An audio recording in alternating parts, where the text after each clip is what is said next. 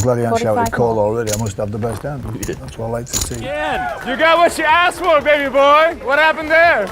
I'm happy that I won. Oh my gosh, I flopped it straight. I'm like, ace-king is the only hand that's going to beat me now. Don't put a 7 of diamonds up there. Poker players aren't above the law, yet some of them think they are. When the stakes get higher, so do the risks, and some players have taken their love for the game into dangerously illegal territory. From daring cons to outright murder, these tales show that in poker, it's not just your bankroll that's on the line. Christian Lusardi's name will forever be tied to one of the most infamous scandals in poker history, the 2014 Borgata counterfeit chips debacle. What started as an ambitious shot at poker glory quickly unraveled into a tale of greed, desperation, and astonishing recklessness. One that brought an entire tournament to its knees and cost Lusardi his freedom. The scandal unfolded during the Borgata Winter Poker Open, a prestigious event in Atlantic City with a $2 million guaranteed prize pool. Lusardi, a seemingly unremarkable player with a few minor cashes to his name, was among the 4,814 entrants for the title. But Lusardi had a secret weapon, or so he thought. He had smuggled counterfeit poker chips into the tournament, adding over $800,000 in fake chips to his stack to gain an unfair advantage. For a while, the plan seemed to work. Lusardi managed to survive multiple days of play and even cashed $6,814. But his scheme came crashing down in spectacular fashion when the tournament officials discovered discrepancies in the chip counts. Further investigation revealed counterfeit chips, sparking chaos and an immediate halt to the event. Players were furious, and the scandal made headlines across the poker world. Lusardi's downfall didn't end there. After leaving the tournament, he made a desperate attempt to cover his tracks. He tried flushing the remaining counterfeit chips, over $2 million worth, down the toilet at Harrah's Casino Hotel. The move backfired spectacularly when the plumbing backed up, leading maintenance staff straight to the evidence. With the chips in hand, authorities quickly linked them to Lusardi. The consequences were swift and severe. Lusardi was arrested and charged with multiple offences, including trademark counterfeiting and criminal mischief. In 2015, he pleaded guilty and was sentenced to 5 years in prison. He was also ordered to pay over $460,000 in restitution to the Borgata and Harrahs for damages caused by his actions. The fallout extended beyond Lusardi. The tournament, now tainted by scandal, was permanently affected. Borgata refunded players who remained in the event but faced backlash from those who felt the integrity of the competition had been irrevocably compromised. The incident also led to heightened security measures for poker tournaments, including advanced chip tracking technology to prevent similar schemes. Today, Lusardi's name is synonymous with one of the greatest scandals in poker history, a sobering reminder that no gamble is worth the ultimate cost. Brent Carter was a name that once carried respect in the poker world, a two-time World Series of Poker bracelet winner. But in June 2023, the 73-year-old's legacy took a dark turn when he pleaded guilty to a federal charge of conveying a hoax and false information. Carter's troubles began decades ago. In 1976, while working as a professional harness racer, his license was suspended by the New York State Gaming Commission during a cheating investigation. Though he was cleared and reinstated, Carter never let go of his resentment. In 2018, that grudge turned into outright hostility. Carter left a chilling voicemail referencing the Las Vegas mass shooting, saying, "Well, it looks like the shooter in Las Vegas missed you guys." Investigators say this was just the beginning. Carter escalated his harassment by sending threatening letters to the NYSGC, including at least 4 envelopes containing white powder. The substances turned out to be harmless, but the hoaxes triggered evacuations and hazmat responses. Despite warnings, Carter continued his campaign, sending talcum powder in early 2021. That act was the tipping point. The FBI arrested him in Las Vegas, charging him with a federal crime. Carter admitted to sending the powder and threatening messages as a form of protest. In court, he was sentenced to time served but faced the humiliation of his crimes being exposed to the public. Once celebrated for his poker skills, Carter's name is now linked to a federal hoax that revealed just how far he was willing to go to settle an old score. Gosh, I flopped it straight. I'm like, ace-king is the only hand that's going to beat me now. Don't put a 7 of diamonds up there. Cory Zedman, a professional poker player and 2012 WSOP bracelet winner, is making headlines again. But this time, it's not for his success on the felt. Zedman pleaded guilty to a federal conspiracy charge, admitting his role in a massive sports betting scam that spanned over a decade. From 2006 to 2020, he and his partners ran a scheme that preyed on bettors in New York, Florida, and beyond, promising insider information that never existed. Zedman's operation claimed to have access to dirty referees, fixed games, and injury reports unavailable to the public. Victims were lured in through national radio ads under fake company names like Gordon Howard Global and Ray Palmer Group. When they called, Zedman and his team fed them lies, pretending to have sources at colleges and television networks. But instead of winning big, these bettors were fleeced out of millions, all while Zedman and his crew cashed in. Authorities described the operation as manipulative and ruthless. Charles Walker, a Homeland Security agent, said, "Sports bettors sought Cory Zedman's advice before gambling their money, but it was Zedman who was scoring big with outright lies and high-pressure tactics." US Attorney Brian Peace echoed the sentiment, calling the scheme a web of deception designed to bait unsuspecting victims and pocket millions. Zedman, known in poker circles for his 2012 World Series of Poker bracelet win, now faces a very different kind of challenge. His poker skills brought him fame, but his actions off the felt have left his reputation in ruins. This guilty plea marks a dramatic fall for a player once celebrated in the poker world. As victims come forward and investigations continue, one question remains: how did it all go so far for so long? It's a diamond! It is his time! Mike Matusow, one of poker's most polarizing figures, has experienced plenty of highs and lows in his career, but few moments were as life-altering as his arrest in 2004. Known for his explosive personality and infamous mouth moniker, Matusow's journey took a sharp turn when he found himself entangled in a legal ordeal that led to a 6-month stint in prison.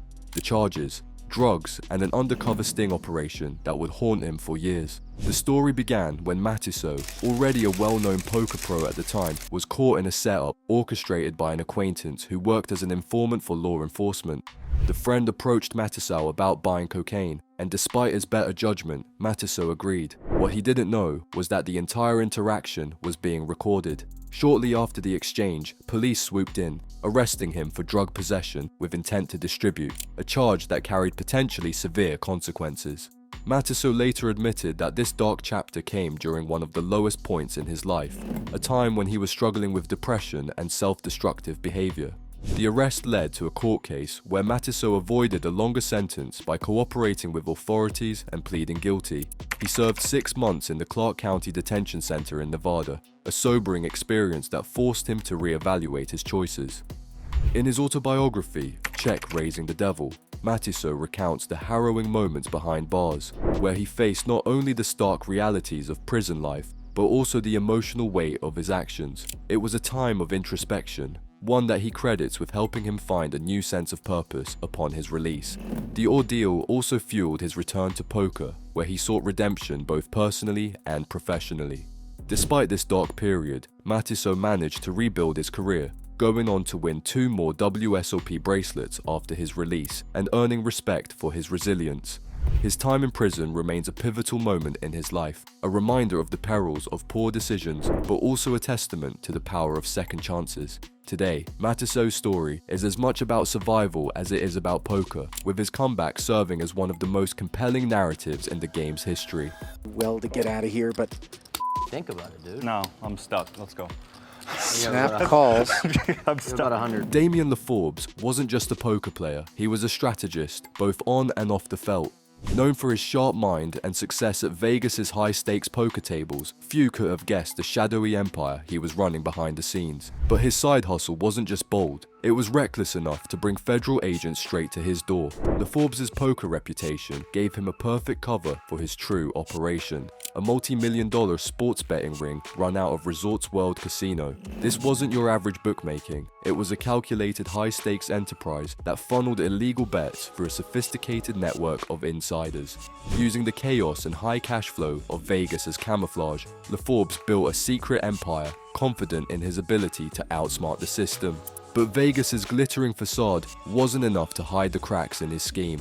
Federal investigators had already started tracking suspicious transactions, patterns that hinted at something far bigger than high-stakes poker. Piece by piece, they built a case, uncovering how LaForbes used his poker winnings to launder money from his illegal operation. The system was clever. Illegal cash turned legitimate through calculated poker games. But even the best strategies can't hold forever. Months of surveillance and financial tracing led to a decisive moment. Federal agents moved in, arresting LaForbes on the casino floor at Resorts World, his empire collapsing in plain view of the poker community. The charges, illegal bookmaking, money laundering, and conspiracy, painted a damning picture of his operation, leaving no room for defense. Faced with overwhelming evidence, LaForbes folded, pleading guilty to avoid an even harsher sentence. The fallout was devastating. His wealth, reputation, and poker career vanished, replaced by prison walls and heavy fines. Rmer has bested the biggest tournament field in poker history. Greg Rmer, known as the Fossil Man and the 2004 World Series of Poker main event champion, shocked the poker world in 2013, but not with his play at the tables. Instead, the headlines were about his arrest in Wake Forest, North Carolina, during a police sting targeting men soliciting sex online. For a man whose poker career was defined by careful calculation, this misstep was a gamble that backfired spectacularly. According to police reports, Rmer was one of 6 men caught in the sting, which involved officers posing as escorts on an adult website. Authorities claim Rmer arranged to meet an undercover officer at a local hotel, only to be arrested upon arrival. He was charged with misdemeanor solicitation of prostitution and released on a $1,000 bond.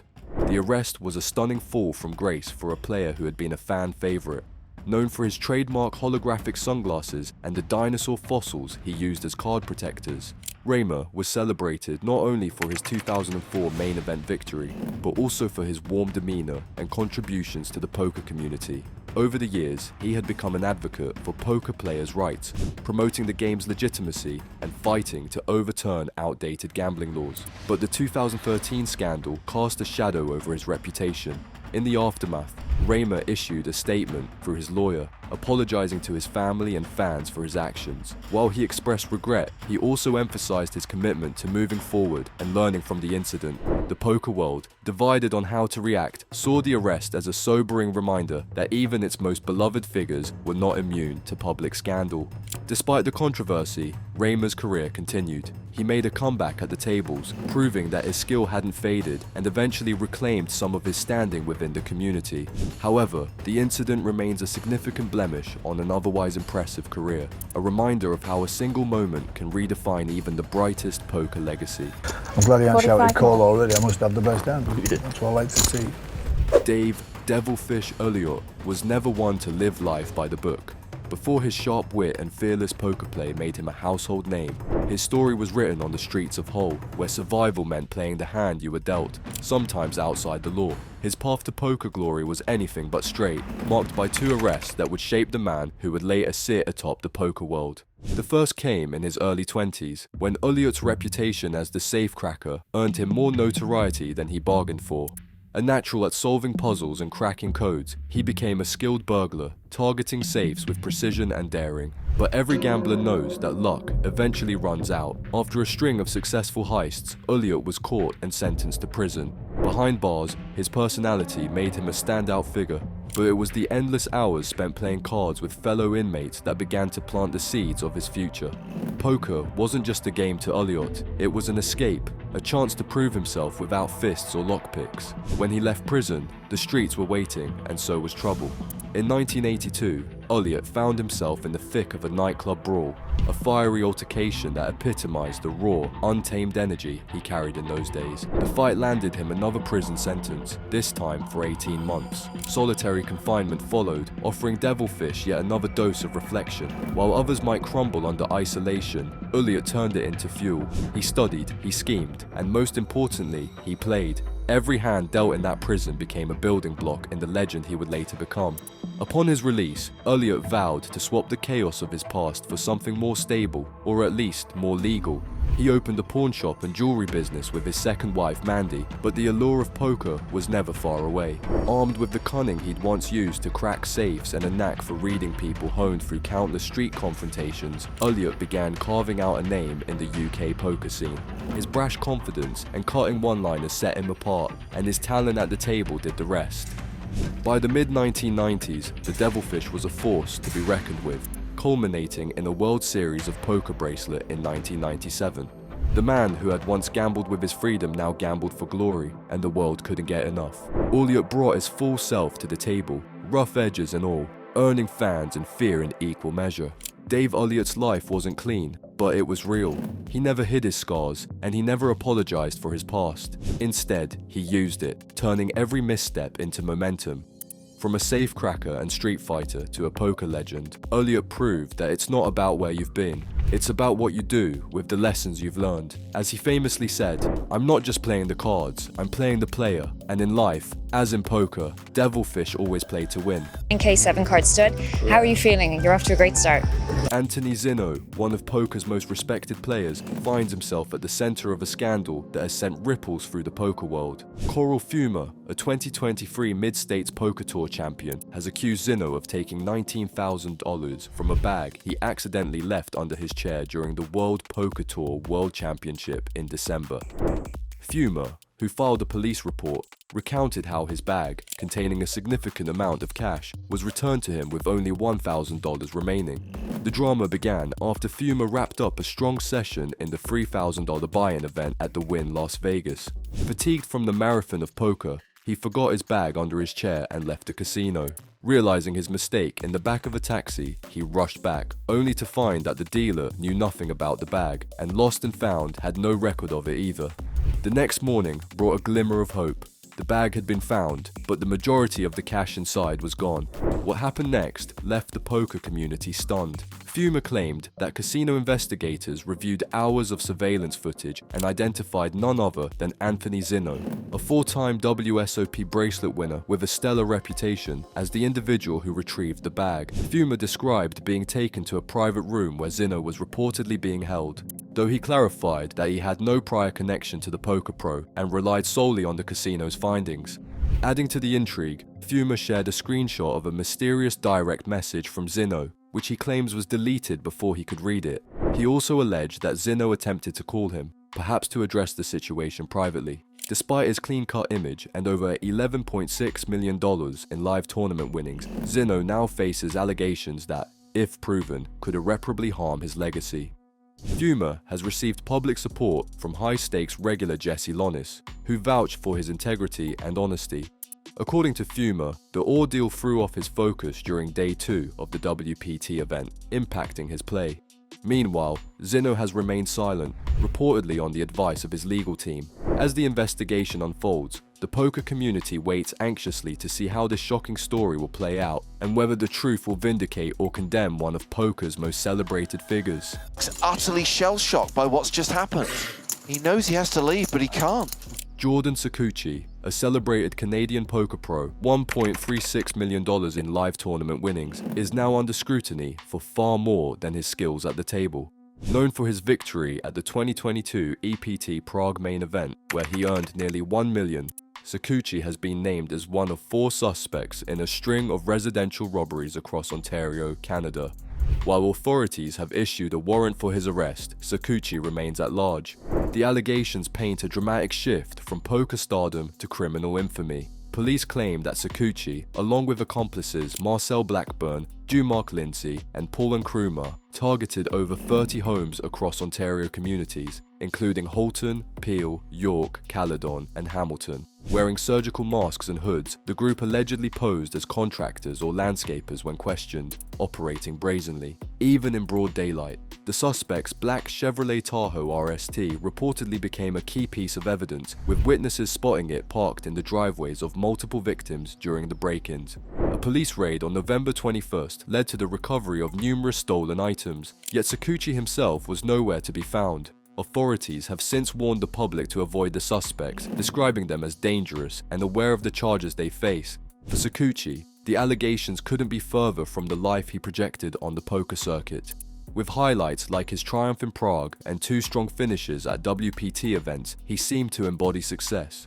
Now, however, his reputation hangs in the balance as the investigation unfolds. As the poker community watches, many are left to wonder how a player of his caliber and achievements could become embroiled in such a scandal. Pogo Simitian and Vahan Suuchi were no strangers to the poker tables, with over 1.3 million in combined live tournament earnings between them. But it wasn't their skills in poker tournaments that recently made headlines. It was a daring card marking scheme that left Las Vegas strip casinos reeling. Alongside a third accomplice, Gevor Gavagian, the California-based trio is accused of scamming casinos out of $126,000 using a method as bold as it was brazen. The operation targeted poker-inspired table games like Mississippi Stud and Let It Ride, where players bet against the house. Their method? Bending specific cards, such as face cards and aces, to identify their value in future hands. According to court documents, this subtle yet effective manipulation gave the trio an unfair advantage. Paris-Las Vegas staff first noticed the suspicious activity on July 4th, prompting security to review CCTV footage. The tapes revealed the group repeatedly bending cards during play, and the search of the decks confirmed the tampering. Simitian allegedly cashed out $60,000 in gaming chips during the scam, with the total haul across 3 casinos reaching 6 figures.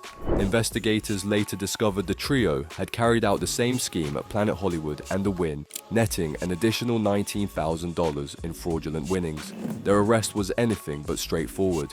When confronted by Nevada Gaming Control Board, NGCB, officers, Simitian reportedly faked a heart attack, claiming chest pain and requesting hospitalization. While this brought him temporary freedom, investigators soon found he had abandoned his hotel room at the Wynn. He was arrested a week later, charged with fraud and cheating in a gaming establishment. His accomplices, Suuchi and Avagian, were arrested earlier and have since taken plea deals, agreeing to pay restitution and likely facing jail time.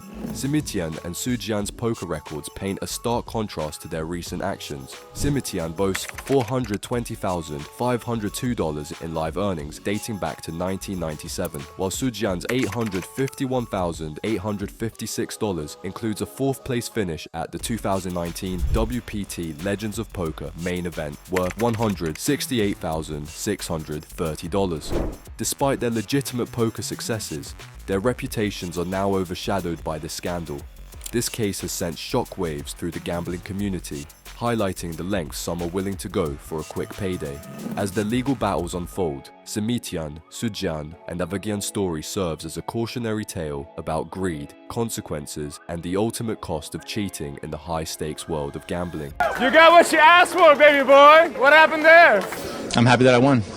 Shaham Shayan, a veteran poker pro known for his fiery temperament and memorable clash with Mike Mattisel during the 2005 WSOP, has traded the felt for a federal prison sentence. Shayan was sentenced to 4 years behind bars after pleading guilty to conspiracy to distribute marijuana, a conviction tied to his involvement in a large-scale illegal cannabis operation.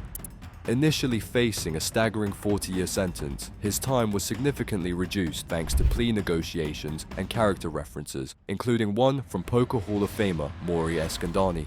Shayan's role in the illicit operation, dubbed Cannaland, involved distributing marijuana to unlicensed dispensaries across San Diego County from 2019 to early 2022. The operation's hub was a sprawling 3,400 square foot facility in Spring Valley, California. In 2021, authorities raided the site, uncovering over 3,000 pounds of marijuana valued at $6 million and 5 firearms. The severity of the charges deepened when Shayan admitted to conspiring to replace the confiscated weapons after the raid.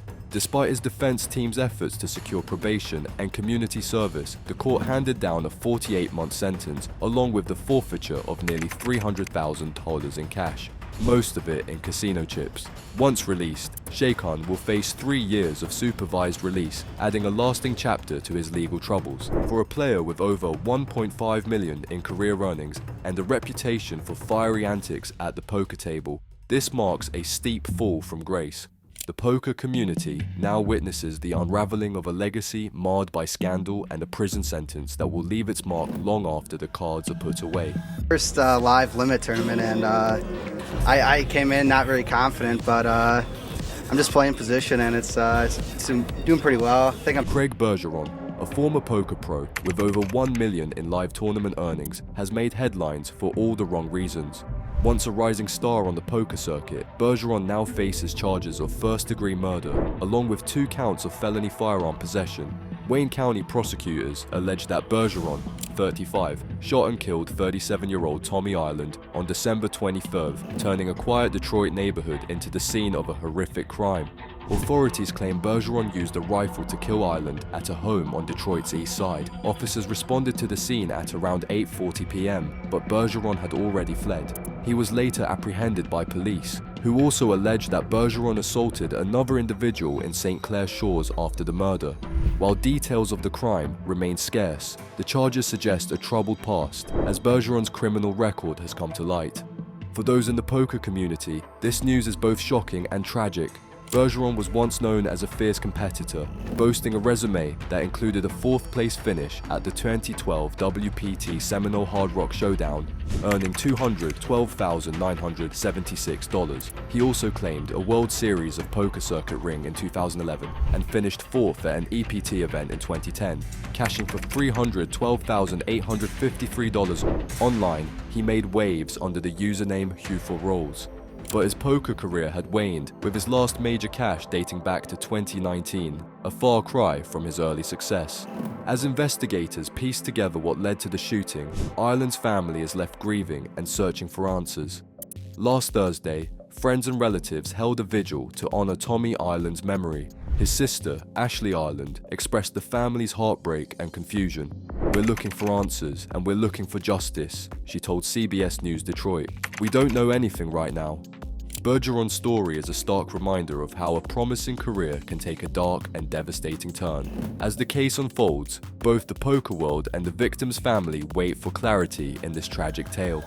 Brian Mikon, once a trailblazer in the world of online poker and cryptocurrency, rose to prominence as the chairman of Seals with Clubs, one of the first Bitcoin-based poker platforms. His vision was bold, to create a platform that allowed players to gamble anonymously and globally, free from the oversight of traditional financial systems.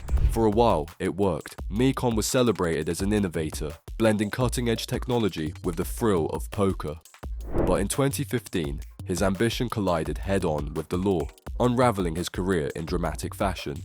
Trouble began when Nevada gaming authorities zeroed in on Seals with Clubs. The unlicensed platform operated entirely outside the regulatory frameworks that governed online gambling, raising red flags. Mikon's use of Bitcoin to facilitate transactions made the operation even more opaque, further drawing the attention of state regulators. What followed was a high-stakes investigation into the platform's activities. The breaking point came in February 2015, when Mikon's Las Vegas home was raided by law enforcement. Agents seized computers and equipment linked to Seals with Clubs, accusing Mikon of running an illegal gaming operation. The raid was a shocking wake-up call for Mikon, who later described the experience as surreal and terrifying. Seals with Clubs shut down shortly after, citing security concerns, while Mikon fled to Antigua, a haven for online gambling entrepreneurs. From Antigua, Mikon maintained his defiance, claiming he was targeted for embracing Bitcoin's potential in an industry resistant to change. He even launched a new platform, SWC Poker, doubling down on his vision, but Nevada prosecutors weren't done. In April 2015, Mikon was charged with a felony for operating an unlicensed interactive gaming system, putting his future on the line. Facing overwhelming legal pressure, Mikon returned to Nevada in June 2015 and struck a plea deal. The felony charge was reduced to a misdemeanor, sparing him prison time, but imposing a $25,000 fine, probation, and the forfeiture of his seized equipment. The plea deal marked the end of Mikon's poker empire, forcing him to abandon the ambitious project that had once defined his career. Mikon's fall from grace became a cautionary tale about the intersection of innovation and regulation. While he was a pioneer in bringing cryptocurrency into the poker world, his failure to navigate the legal landscape led to his downfall. To his supporters, Mikon remains a visionary who pushed boundaries, paving the way for the future of online gaming. To his critics, he symbolizes the risks of overreach in an industry governed by strict laws. Today, Brian Mikon's story is remembered as both a warning and a legacy. He showed the potential of cryptocurrency to transform poker, but paid the price for ignoring the rules of the game. His rise and fall stand as a reminder that in poker and in life, even the boldest gambles can come crashing down.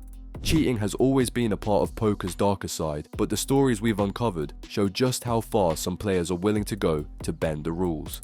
From daring scams to shocking betrayals, these tales remind us that in poker, the biggest gamble isn't always at the table. If you think these stories were wild, stick around. There's more where that came from. Don't miss our next video on the biggest poker controversies that rocked the game.